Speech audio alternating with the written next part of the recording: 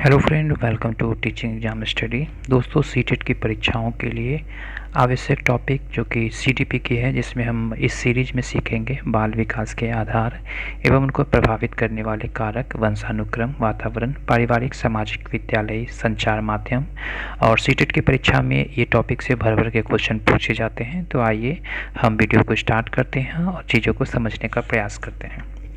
पहला प्रश्न है जो कि अभिकथन और कारण वाले हैं। अभिकथन के बारे में कहा गया है कि कुछ बच्चे जो हैं में ऐसी विशेषताएं होती हैं जो उनके माता पिता से मिलती हैं, जबकि अन्य अपने माता पिता से स्पष्ट रूप से भिन्न होती है। कारण कहता है कि यह पता लगाना कि कोई विशेषता वंशानुक्रम या आनुवंशिकता के कारण कितनी है और पोषण या पर्यावरण के कारण कितनी, एक जटिल मुद्दा है। तो इसका जो सही उत्तर हो जाएगा वो सी नंबर, यानी कि ए और आर दोनों सही हैं और ए की आर जो है वो सही व्याख्या करता है। तो आप इस चीज़ को समझ पाए होंगे। इस प्रकार के प्रश्न आजकल पूछे जाते हैं। प्रश्न संख्या 291 है कि एक बच्चे का पहला अनुभव और साथ ही लड़की या लड़का होने का मतलब क्या है, कि अपेक्षाएं किससे आती है। तो सही उत्तर हो जाएगी इसकी अपेक्षा परिवार से आती है, यानी बी नंबर ऑप्शन इसका सही हो जाएगा। एक बच्चे का पहला अनुभव और साथ ही लड़की या लड़का होने का मुख्य रूप से उनके परिवार में आता है, और परिवार समाजीकरण की प्राथमिक संस्था होती है जहां बच्चे अपने माता पिता, भाई बहन और अन्य करीबी रिश्तेदारों के साथ बातचीत के माध्यम से लिंग संबंधी अपेक्षा, भूमिकाएं और व्यवहारों के बारे में सीखते हैं। अगला प्रश्न है प्रश्न संख्या 292, और ये प्रश्न कह रहा है कि आनुवांशिकता और पर्यावरण के संबंध का वर्णन करने के लिए कौन सी गणितीय मॉडल उपयोग किया जाता है। तो इसका सही उत्तर हो जाएगा गुणा। और ये रीट की एग्जाम जो हुई थी राजस्थान की, 2025 में प्रश्न पूछी गई है। आनुवांशिकता को अंग्रेजी में हेरिडिटी कहा जाता है और पर्यावरण को इन्वायरमेंट के बीच संबंध को दर्शाने के लिए गुण का गणितीय मॉडल प्रयोग किया जाता है। इनका अर्थ होता है कि व्यक्ति के विकास का आनुवांशिकता और पर्यावरण दोनों का समान रूप से प्रभाव होता है। प्रश्न संख्या 293 है कि बच्चे, तो इसका सही विकल्प का इसमें चयन करना है। तो सही विकल्प सी हो जाएगा। बच्चे उस सामाजिक संस्कृति संदर्भ में से बहुत प्रभावित होते हैं जिसमें वे बड़े होते हैं। प्रश्न संख्या 294 है कि निम्नलिखित में से कौन सा बच्चों की समाजीकरण की प्रक्रिया को प्रभावित करने वाला एक धनात्मक कारक नहीं है। आप देखेंगे नहीं पूछा जा रहा है, तो सही इसका उत्तर हो जाएगा बी नंबर, सामाजिक बंधन, यानी कि सामाजिक बंधन जो है, यानी सोशल डेप्रिवेशंस, समाजीकरण की प्रक्रिया को प्रभावित करने वाला एक नकारात्मक कारक है, सकारात्मक नहीं।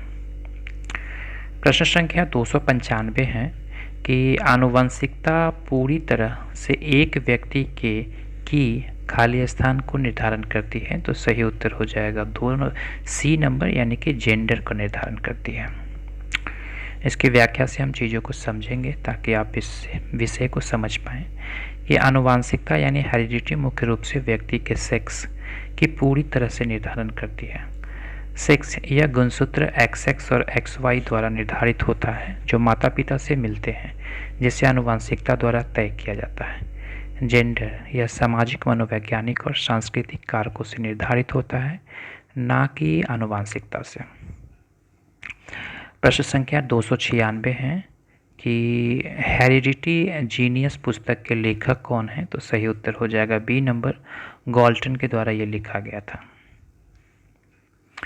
प्रश्न संख्या 297 है कि आनुवांशिकता और पर्यावरण की भूमिका के बारे में निम्नलिखित में से कौन सा कथन सत्य है। तो सही उत्तर हो जाएगा ए नंबर, विकास के कुछ पहलू आनुवांशिकता और कुछ अन्य पर्यावरण से अधिक प्रभावित होती है। प्रश्न संख्या 298 है और काफ़ी उपयोगी प्रश्न है कि निम्नलिखित में से कौन सा एक सही क्रम है। तो सही उत्तर डी नंबर हो जाएगा, अंडाणु, शुक्राणु, युग्मज, उसके बाद से ब्लास्टोसिस्ट। सही क्रम है अंडाणु, शुक्राणु, युग्मज, ब्लास्टोसिस। यह प्रक्रिया निषेचन से संबंधित है जिसमें गर्भाधारण करने के दौरान सर्वप्रथम अंडाणु एवं शुक्राणु आपस में मिलते हैं। इनके मिलने से युग्मज का निर्माण होता है। तत्पश्चात ब्लास्टोसिस्ट क्रिया के द्वारा शिशु का निर्माण होता है। प्रश्न संख्या 299 है कि प्रकृति पोषण विवाद निम्नलिखित में से किससे संबंधित है? तो सही उत्तर हो जाएगा डी नंबर, आनुवांशिकी एवं वातावरण से। प्रश्न संख्या 300 है कि व्यक्तियों में एक दूसरे से भिन्नता क्यों होती है? तो सही उत्तर हो जाएगा सी नंबर, यानी कि वंशानुक्रम और वातावरण के बीच अन्योन्य क्रिया के कारण होती है। प्रश्न संख्या 301 है कि वह अवस्था जो कि माता के 21वें गुणसूत्र जोड़े के अलग ना हो पाने के कारण होती है वह क्या कहलाती है? तो सही उत्तर हो जाएगा ए, यानी डाउन सिंड्रोम। डाउन सिंड्रोम एक आनुवांशिक या क्रोमोसोम जनित विकार होती है और ये एक जीवन पर्यंत स्थिति है जो शरीर में क्रोमोसोम्स का एक आंतरिक जोड़ा बन जाने से होती है। सामान्य रूप से शिशु 46 क्रोमोसोम के साथ पैदा होते हैं। 23 क्रोमोसोम्स का एक सेट पिता और 23 क्रोमोसोम्स का एक सेट माता के द्वारा ग्रहण करते हैं। डाउन सिंड्रोम से पीड़ित शिशु में एक आंतरिक 21वीं क्रोमोसोम आ जाता है जिसमें उसके शरीर में क्रोमोसोम की संख्या बढ़कर 47 हो जाती है। ये आनुवांशिक परिवर्तन शारीरिक विकास और मस्तिष्क के विकास के गति को धीमा कर देता है और शिशु के मध्यम से औसत बौद्धिक विकलांगता के कारण होती है। नेक्स्ट प्रश्न है प्रश्न संख्या 302 कि सामान्य संयुक्त कोशिका में गुणसूत्रों के कितने जोड़े होते हैं? तो 23 होती है। प्रश्न संख्या 303 है कि इनमें से किसका नाम सुजन शास्त्र के पिता के जुड़ा हुआ है? तो सही उत्तर हो जाएगा गॉल्टन का नाम है।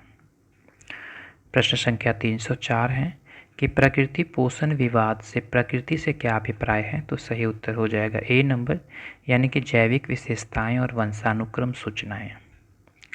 प्रश्न संख्या 305 है कि आर्जव जो है वो तर्क कर देता है कि भाषा विकास व्यक्ति की नैसर्गिक प्रवृत्ति से प्रवाहित होती है, जबकि सोनाली महसूस करती है कि यह परिवेश से प्रभावित होती है। आर्जव और सोनाली के बीच यह चर्चा किस विषय में है? तो सही उत्तर हो जाएगा डी नंबर, यानी प्रकृति द्वारा पालन पोषण एवं विवाद।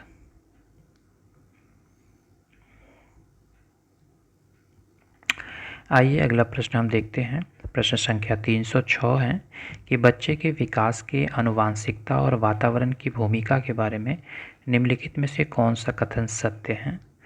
तो ऑप्शंस के अकॉर्डिंग इसमें सही उत्तर हो जाएगा बी नंबर, यानी कि समवयस्कों और पितृक का सापेक्ष योगदान योगात्मक नहीं होता। अगला प्रश्न है 307 नंबर की मानव व्यक्तित्व परिणाम है, तो ये किसका परिणाम है? ऑप्शन नंबर सी सही हो जाएगा, आनुवांशिकता और वातावरण की अंतःक्रिया का परिणाम होता है। प्रश्न संख्या 308 है कि एक 6 वर्ष की लड़की खेलकूद में असाधारण योग्यता का प्रदर्शन करती है। उसके माता पिता दोनों ही खिलाड़ी हैं, उसे नित्य प्रशिक्षण देते हैं। बहुत संभव है कि उसकी क्षमताएं निम्नलिखित दोनों के बीच परस्पर प्रतिक्रिया का परिणाम होगी। तो सही उत्तर हो जाएगा डी नंबर, यानी कि आनुवांशिक और पर्यावरण की। प्रश्न संख्या 309 है कि परिवार एक साधन है, तो परिवार जो है वो अनौपचारिक शिक्षा का एक साधन होता है। ऑप्शन नंबर ए इसका ट्रू हो जाएगा। प्रश्न संख्या 310 है कि सामान्यतः यह देखा जाता है कि बच्चा थोड़े बहुत मायनों में अपने माँ बाप से भिन्न होते हैं। इसे किसके आनुवांशिकीय नियम के जरिए विश्लेषित किया जा सकता है? तो सही उत्तर हो जाएगा बी नंबर, विभेद। प्रश्न संख्या 311 है कि लड़का पैदा होने के लिए उत्तरदायी क्रोमोसोम्स कौन सा है? तो सही उत्तर हो जाएगा सी नंबर, यानी कि XY क्रोमोसोम। प्रश्न संख्या 312 है कि प्रकृति पर्यावरण में सम्मिलित होता है, तो जैव अजैव जो हैं वो दोनों सम्मिलित होता है। प्रश्न संख्या 313 है कि बालक का विकास का परिणाम क्या है? तो सी नंबर, यानी कि वंशानुक्रम तथा वातावरण की अंतः प्रक्रिया के कारण। प्रश्न संख्या 315 है कि मनुष्य में व्यक्तिगत विभिन्नता के निर्धारण किससे संबंधित है? तो सही उत्तर हो जाएगा डी नंबर, यानी कि वंशानुक्रम व वातावरण की अन्योन्य क्रिया के तहत। 316 नंबर प्रश्न है कि क्या बुद्धिमान माता पिता यानी अभिभावक के बच्चे संतान सदैव पढ़ाई में तेज होते हैं? तो सही उत्तर हो जाएगा बी, नहीं है। यानी कि बुद्धिमान माता पिता के बच्चे सदैव परिवार में तेज हो यह अनिवार्य नहीं है। प्रश्न संख्या 317 है कि बालक की प्रथम पाठशाला कौन सा है? तो सही उत्तर हो जाएगा ए, यानी बालक का जो प्रथम पाठशाला है वो परिवार ही होती है। प्रश्न संख्या 318 है कि निर्धन परिवारों के बच्चे जो छोटे आकार के परिवार से संबंध हैं उनका विकास के बेहतर वातावरण पाने के मौके होते हैं, क्योंकि उन्हें बड़े परिवारों के निर्धन बच्चों की अपेक्षा उन्हें बेहतर परिस्थितियां प्राप्त होती हैं। सीखने का अर्थ का सिद्धांत से संबंधित कुछ प्रश्न हम लेते हैं। प्रश्न संख्या 319 है कि एक प्रगतिशील कक्षा कक्ष में विद्यार्थियों के अधिगम को सुगम बनाने के लिए एक शिक्षक को निम्नलिखित में से किस प्रक्रिया पर बल देना चाहिए? तो सही उत्तर हो जाएगा चिंतनशील सोच, यानी ऑप्शन नंबर ए इसका सही हो जाएगा। प्रश्न संख्या 320 है कि छात्रों में सीखने की योग्यता किस पर निर्भर करती है? तो सही उत्तर हो जाएगा ए नंबर, यानी कि व्यक्तिगत भिन्नता के आधार पर। प्रत्येक छात्र को सीखने की क्षमता, गति और रुचि अलग अलग होती है, जिसे व्यक्तित्व भिन्नता यानी इंडिविजुअल डिफरेंसेस कहा जाता है। सीखने की योग्यता मुख्य रूप से इसी पर टिकी होती है। प्रश्न संख्या 321 है कि निम्नलिखित में से अधिगम की प्रक्रिया को प्रभावशाली बनाने का क्या सहायक है? तो सही उत्तर हो जाएगा उपरोक्त सभी, यानी सीखने की इच्छा होना चाहिए, अभिप्रेरणा होना चाहिए, विद्यालय का उत्तम वातावरण होना चाहिए। प्रश्न संख्या 322 है कि सीखने की खेल विधि क्यों उपयोगी है? तो सही उत्तर हो जाएगा बाल्यावस्था के कारण। प्रश्न संख्या 323 है कि करके सीखना किस प्रकार की शिक्षा का प्रमुख सिद्धांत है? तो सही उत्तर हो जाएगा बी नंबर, यानी कि प्रगतिशील शिक्षा। अगला प्रश्न है प्रश्न संख्या 324 कि सीखने का मूल्यांकन को किस नाम से भी जाना जाता है? तो सही उत्तर हो जाएगा योगात्मक मूल्यांकन के, यानी समेटिव असेसमेंट के द्वारा। प्रश्न संख्या 325 है कि निम्नलिखित में से कौन सा सीखने को प्रभावित करने वाला अधिगमकर्ता से संबंधित एक व्यक्तिगत कारक नहीं है? तो सही उत्तर हो जाएगा विषय वस्तु। प्रश्न संख्या 326 है कि निम्नलिखित में से कौन सा चिंतन उपकरण अधिगम को बढ़ावा देता है? प्रतिभाएं, भाषा, संप्रत्यय या प्रतिज्ञप्ति? तो सही उत्तर हो जाएगा टी नंबर, यानी कि ए बी सी डी जो है वो सभी। अगला प्रश्न आप चीज़ों को समझेंगे। अभी कथन और कारण वाले प्रश्न हैं कि एक प्रभावी शिक्षा शास्त्रीय रणनीति यह है कि बच्चों की नई जानकारी को जो वे पहले से जानते हैं उसके साथ जोड़ने के लिए कहा जाए, और कारण है कि समानताओं और विभिन्नताओं की पहचान करने से बच्चा जानकारी संगठित करने में मदद मिल सकता है, जो उन्हें सोचने के साथ साथ बेहतर याद रखने में भी मदद करती है। तो इसका सही उत्तर हो जाएगा बी नंबर, यानी कि ए और आर दोनों सही हैं, और ए की आर जो है वो सही व्याख्या करता है।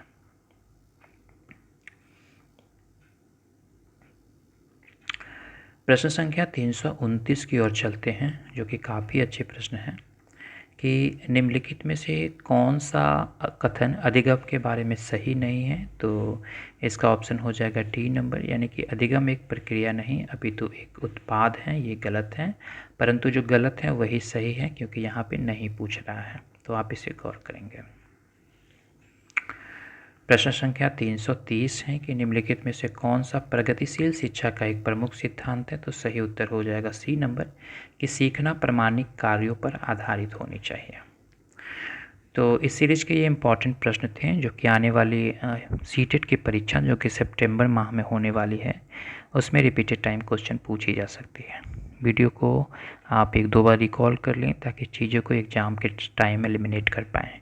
वीडियो अच्छी लगी होगी, चैनल पर नए होंगे तो चैनल को सब्सक्राइब कर लें और अपनी कोई राय है तो कमेंट बॉक्स में मेंशन ज़रूर करें। वीडियो देखने के लिए धन्यवाद। Thank you very much.